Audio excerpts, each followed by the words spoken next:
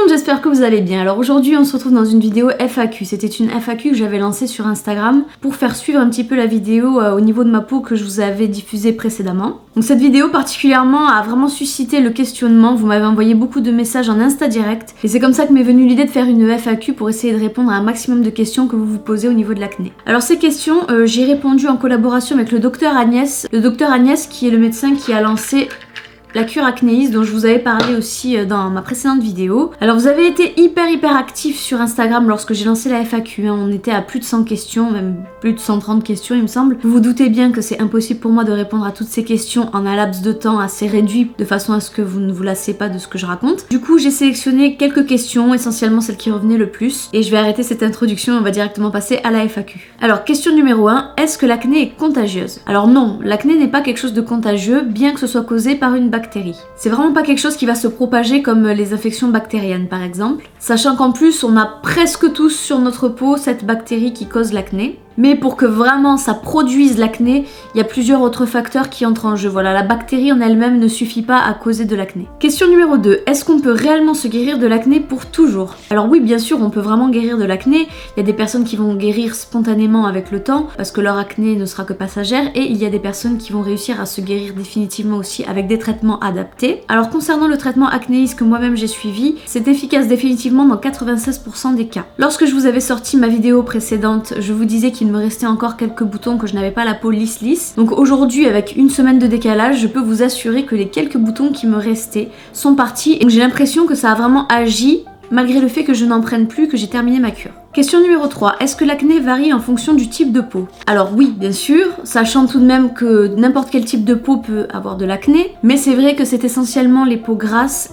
qui sont sujettes à l'acné de par leur production de sébum assez importante. Question numéro 4, quel traitement adopter pour l'acné hormonale et comment la traiter naturellement? Alors l'acné hormonale, il y a plusieurs façons de la traiter, mais le problème avec ce type de traitement, c'est qu'il y a souvent des effets secondaires. C'est pas aussi forcément recommandé dans le sens où dès que vous allez stopper votre traitement, l'acné va revenir et va peut-être même revenir un peu plus fort. Donc au final ça crée des dépendances, c'est pas vraiment la solution. Concernant l'acnéiste que j'ai pris, je sais que ça traite les acnés hormonales aussi et qu'il n'y a aucun effet secondaire. Ça c'est quand même un sacré atout. L'autre avantage qu'il y a, c'est que ça n'agit pas directement sur les hormones. Et au final les effets de cette cure peuvent amoindrir considérablement votre acné, voire même la faire disparaître totalement. Question numéro 5, comment éviter l'arrivée de l'acné? Alors pour prévenir l'acné, il faut prévenir avant tout le déséquilibre interne qui survient et qui cause l'acné justement. Il faut bien comprendre que l'acné c'est pas qu'une question de surface, c'est aussi une question interne. Question numéro 6, concrètement c'est quoi un bouton? Alors concrètement un bouton c'est quoi? Un bouton c'est ça. Vous voyez en fait sur notre peau, on a les pores de la peau avec des glandes. Des glandes qui produisent du sébum, le sébum qui sert à protéger la surface de la peau. Et le problème c'est que quand on a une activité séborrhée qui est assez importante, la glande devient obstruée. Voilà, la glande n'arrive pas à évacuer le trop plein de sébum, ce qui fait que ça se bouche. Et en se bouchant, ça crée une inflammation et de l'inflammation, il peut y avoir aussi du pus, ça s'infecte. Voilà, clairement un bouton c'est ça. Question numéro 7, en combien de temps as-tu pu te débarrasser de ton acné et avec quel produit? Alors je ne suis pas du genre à crier victoire un peu trop vite. Pour le moment, je peux considérer que je n'ai pas d'acné, que je n'ai plus d'acné. J'ai des marques, forcément, étant donné que j'ai la peau claire et que j'ai eu pas mal de boutons ces derniers temps. Ma peau a marqué, c'est sûr. Mais en réel, la peau, je la caresse, elle est lisse de chez lisse, elle est aussi lisse que la peau de mes bras, pour vous dire. Alors combien de temps j'ai mis pour m'en débarrasser? J'ai mis 2 mois, et avec quoi? Avec toujours acnéise.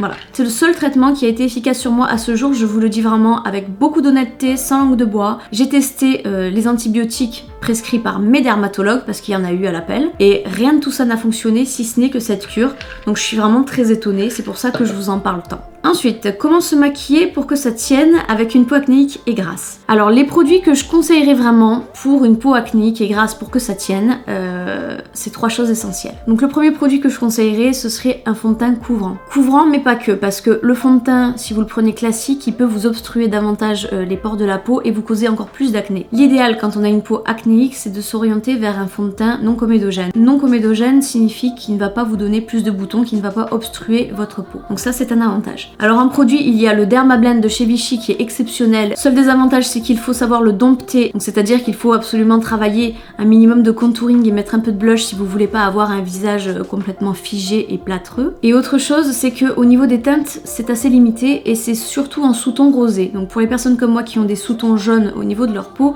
c'est pas nécessairement adapté. Mais après, vous pouvez très bien rattraper la chose en poudrant par-dessus avec une poudre à sous-ton jaune, ça fera parfaitement l'affaire. Et un autre fond de teint que je peux vous proposer, que j'utilise maintenant depuis presque un an et que j'aime vraiment beaucoup, c'est le fond de teint Sephora. Il a une couvrance moyenne mais qui est assez intéressante. Il coûte pas cher du tout, exactement comme le Dermablend, donc voilà, ça c'est vraiment des produits que je vous recommande. Après, le fond de teint peut ne pas suffire lorsqu'on a vraiment des taches ou des boutons assez importants. Donc là, ce que je vous conseille, pour en avoir testé des crèmes de camouflage, voilà, de toute marque, de tout genre, celle qui est vraiment indétrônable, même si elle coûte cher, c'est le Full Cover de chez Make Up For Ever. C'est un petit tube comme ça qui coûte dans les 30 €, mais vraiment ça laisse un film imperméable qui fait que ça tient toute la journée, surtout si vous poudrez par-dessus. Et l'avantage que ça a, c'est que ça cache absolument tout. Il y a une opacité totale, vous pouvez cacher absolument tout. Et le dernier secret que je pourrais vous donner, et pas des moindres, c'est d'avoir une bonne poudre matifiante, translucide de préférence, pour éviter que ça surcharge votre teint et que ça donne du relief à vos boutons déjà existants. C'est vraiment de poudrer généreusement, voilà, avec une poudre translucide. Avec ça, vous êtes tranquille en théorie. Ensuite, comment faire disparaître des taches d'acné? Alors les taches, il n'y a pas 36 solutions, il y en a 3. La première, c'est déjà pour éviter d'avoir des marques lorsque vous avez pété un bouton, qu'il a pété de lui-même, que vous voyez que ça fait une rougeur. Si vous voulez l'aider à bien cicatriser, je vous conseille 2 huiles. La première, c'est l'huile de rose musquée du Chili qui est exceptionnelle, qu'on utilise sur les grands brûlés pour les faire cicatriser plus vite et pour éviter justement qu'il soit trop marqué. Vous pouvez utiliser donc cette huile localement sur le bouton en lui-même pour vraiment essayer de le soigner. C'est assez long le processus étant donné que c'est avec des huiles. Seconde huile, c'est l'huile de pépins de figue de Barbarie qui est encore plus efficace encore que l'huile de rose musquée du Chili. Vous appliquez ça donc comme je dis sur les boutons et vous voyez si ça a vraiment aidé à faire disparaître la coloration de vos boutons, ce sera déjà un gros avantage. Après, si vous avez des taches persistantes, donc juste des taches en surface de la peau, il n'y a pas d'autre solution que le peeling. Alors vous avez les peelings aux acides de fruits, vous avez les peelings chimiques, les peelings TCA qui sont les plus efficaces en général. Voilà, ça va vraiment traiter les colorations au niveau de votre peau. Et enfin, la troisième solution qui s'offre à vous, c'est le laser. Le laser, type CO2 fractionné, c'est vraiment une solution qui va redonner du volume aux cicatrices creuses que vous pourrez avoir sur le visage, généralement voilà, au niveau des joues. Question suivante, l'exposition au soleil est-il mauvais pour l'acné? Non, en soi, le soleil n'est pas mauvais, mais c'est un faux ami. Je vais vous expliquer pourquoi. En fait, lorsqu'arrivent les beaux jours et que vous vous exposez un petit peu au soleil, vous risquez de remarquer une amélioration de votre acné légère à considérable. Moi, en général, c'est considérable. L'été, je n'ai quasiment pas de boutons.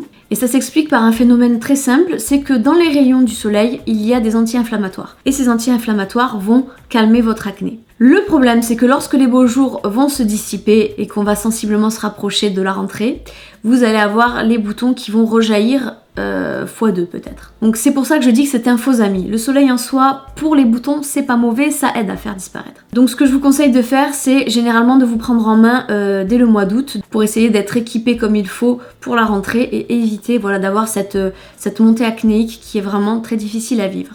Après, depuis quand as-tu de l'acné? Alors ça, c'est une question à laquelle j'avais déjà répondu dans d'autres vidéos. L'acné, j'en ai depuis l'âge de 5 ans. En fait, si vous voulez, à 5 ans, j'avais déjà des points noirs que ma mère me pétait.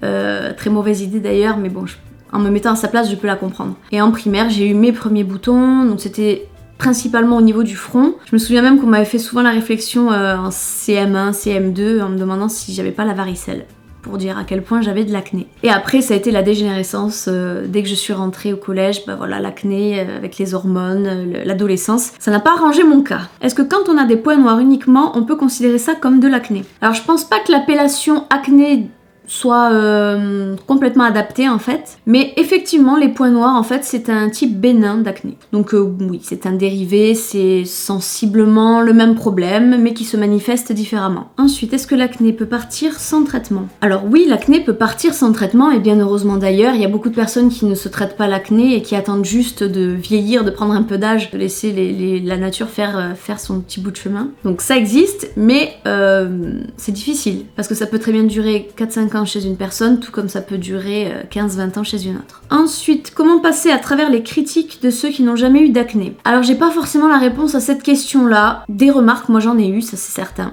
J'en ai eu des remarques à ce sujet-là. Mais de quelle manière est-ce que je raisonne? Je raisonne de la manière suivante. Je me dis que les gens, on peut pas les empêcher de parler. On peut pas non plus les empêcher de penser. Mais lorsqu'ils parlent, je me dis que si c'était pas l'acné, ça aurait été autre chose. On a tous été plus ou moins moqués au moins une fois dans notre vie sur un détail physique. Peut-être même que nous-mêmes on l'a fait sans même s'en rendre compte. Mais je pense que le travail qui est à faire, c'est vraiment un travail sur soi. Le seul conseil que je pourrais donner, c'est vraiment d'éviter de prendre les réflexions trop à cœur. Voilà, vous n'avez pas été avantagé sur ce point, tout comme les personnes qui vous critiquent ne sont pas avantagées sur d'autres points. C'est telle est la vie, on peut pas être parfait, et puis c'est tout, tant pis. Après, que penses-tu de Roaccutane? Alors Roaccutane, c'est un traitement qui est radical. D'ailleurs, il s'appelle plus Roaccutane, il me semble, c'est Curacné maintenant. C'est quelque chose qui est assez efficace, qui marche sur beaucoup de personnes. Mais je suis pas nécessairement pour, parce que pour moi c'est un traitement qui est dangereux et qui est contraignant. Je sais que beaucoup de personnes qui ont pris le traitement Roaccutane ou Curacné vont être révoltées par mes propos et vont dire mais je comprends pas pourquoi c'est autant diabolisé le traitement Roaccutane, moi ça m'a sauvé la vie, j'ai pas eu d'effets secondaires, je m'en porte très bien. D'accord, ça je veux bien l'entendre. Le problème c'est que vous êtes des cas d'exception. Et en tant que personne lambda, on ne peut pas se baser sur des cas d'exception en fait pour se forger un avis construit et un avis raisonnable. Sachant déjà que lorsqu'on est atteint d'acné et qui plus est depuis de nombreuses années, on n'est pas tout à fait lucide, on n'est pas tout à fait raisonnable, voilà. Parce qu'on en arrive souvent à un stade où on n'en peut plus, on est prêt à tout. Moi-même j'étais prête à tout et j'ai fait tout et n'importe quoi sur ma peau pour essayer d'éradiquer mon acné et mes cicatrices. Du coup voilà, je suis bien placée pour vous dire que lorsqu'on est vraiment piégé dans la maladie qu'est l'acné, on est prêt à tout. Sauf que Roaccutane et Curacné, renseignez-vous sur les effets secondaires, il y en a un paquet. Vous allez clairement empoisonner votre corps, même si vous n'allez pas forcément le voir au premier abord. Voilà, c'est avec le temps, vous allez clairement vous abîmer, vous empoisonner le sang, c'est des prises de sang tous les mois pour contrôler plein de choses. C'est des baisses de morale, c'est des montées d'acné qui sont très impressionnantes, enfin bref. C'est beaucoup de contraintes, pas d'exposition au soleil, voilà. Et enfin, dernière question de cette FAQ, quels sont les aliments à éviter un maximum pour éviter d'avoir de l'acné donc? Alors, ça c'est une vidéo que j'avais 100% traitée, que je vous laisse par ici. Je vous invite vraiment à aller la voir si vous voulez vraiment avoir une réponse précise à la question. Donc là je vais quand même y répondre mais de manière un peu plus évasive. Alors essentiellement les aliments à éviter pour l'acné, ça va être les graisses saturées, les graisses animales, donc le lait, le beurre, la crème fraîche, toutes ces graisses qui sont vraiment de mauvaises graisses. La charcuterie aussi est relativement déconseillée à cause des graisses aussi qu'elles contiennent, c'est très salé, c'est très gras. Le soja aussi, alors le soja c'est pas indispensable, c'est pas un allergène qui est très fort, mais c'est vrai qu'il se peut que ça vous cause de l'acné si jamais vous consommez du soja. Donc ça aussi c'est à éviter. Et le dernier aliment qui me viendrait à l'esprit c'est le chocolat. Oui je sais, toutes les bonnes choses en fait. Toutes les bonnes choses, exact. Sauf que voilà, quand je dis chocolat, tout est relatif. Quand je dis chocolat, je parle essentiellement du chocolat qui contient de la graisse. Au niveau du chocolat noir, techniquement c'est passable. Voilà, si vous aimez ça, vous pouvez manger du chocolat noir.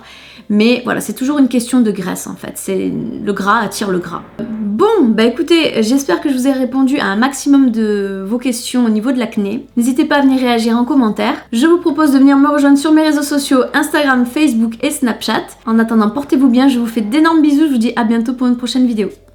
Bye bye!